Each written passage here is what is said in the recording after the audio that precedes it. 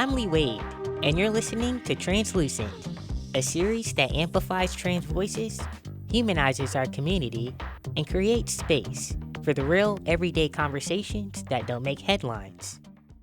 Today, we're talking about something many of us use every day: our voice.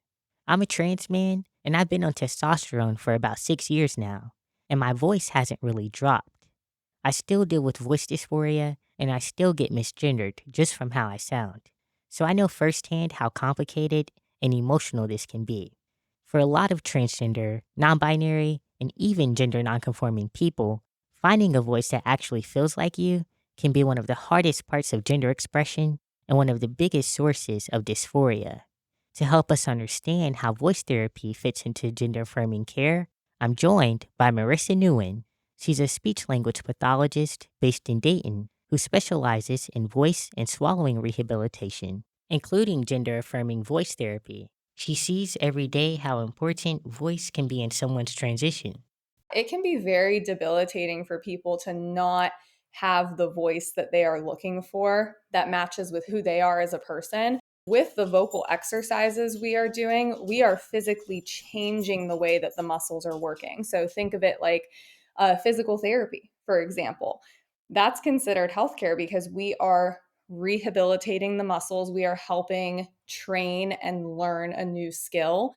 Nguyen says voice isn't just about sound, it's tied to identity, safety, and well being. For some people, feeling disconnected from their voice can lead to anxiety or depression.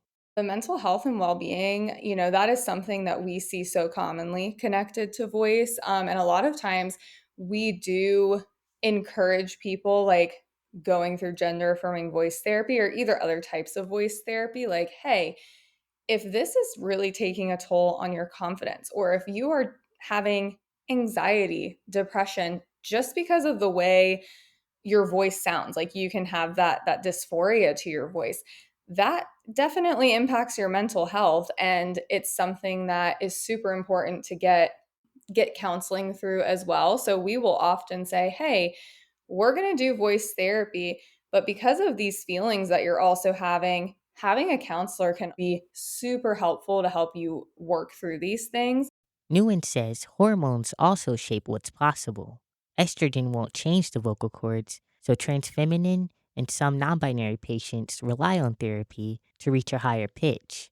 Testosterone, in contrast, thickens the vocal cords and often lowers the voice on its own. No matter the goal, Nguyen says most people can learn to shape their voice into something that feels more like them.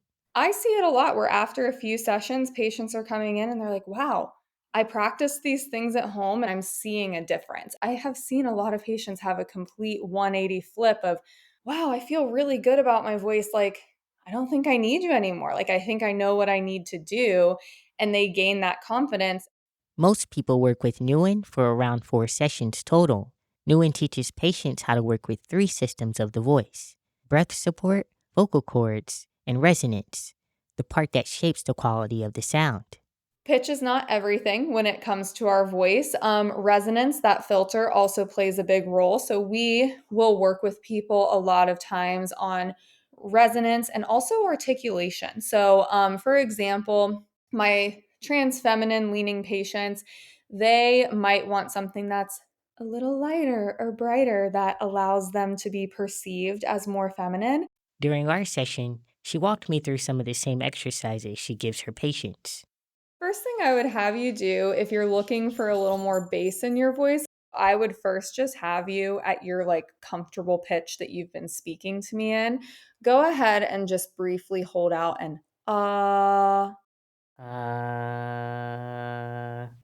think of that like you're holding your vocal cords in a plank position or a wall sit where it is forcing them to stay in one posture or position and just vibrate. I want you to do a hum. Think of like a pop of air voice, like lots of space in the back of the throat and the back of the mouth. And we're going to do a Go ahead and try that and think like lots of space in the back of the throat.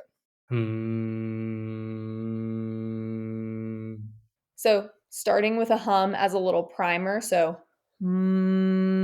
and then leading into saying things that you would normally say in your day. So for me, maybe like a, hi, how are you? And carrying that over. Go ahead and try that. Hi, my name is Lee. Yeah, exactly like that. So that's the beauty of voice, is that we talk all day long. These are all opportunities every time we're talking to alter the way our voice sounds.